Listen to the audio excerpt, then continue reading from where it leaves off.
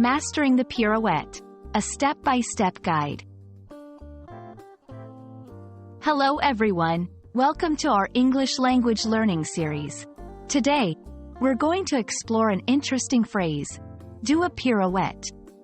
This phrase is not just about language, but it also takes us into the graceful world of dance. So, let's dive in and understand what it means and how it's used in English. A pirouette is a term borrowed from ballet, a form of dance. It refers to a full turn of the body on the point of the toe or the ball of one foot. In ballet, it's a graceful and skilled movement, requiring balance and control. The word pirouette comes from French and has been used in English to describe this specific ballet movement.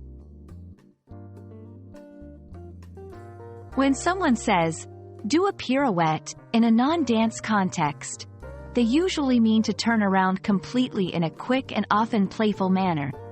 It's not just limited to dance but can be used metaphorically in various situations. For example, if someone is showing off a new dress and turns around to show it off, you might say, "Wow, do a pirouette so we can see the whole dress." In a broader sense, do a pirouette can also imply a significant or sudden change in opinion or position, similar to how a dancer swiftly changes direction.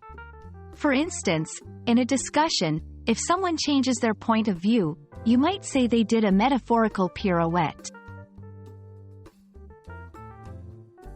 I hope this video has given you a clear understanding of the phrase, do a pirouette. Remember, language is not just about words. It's about culture, history, and even art. So next time you hear this phrase, picture a dancer's elegant turn or imagine someone making a swift change in perspective. Thank you for watching, and keep learning new phrases with us.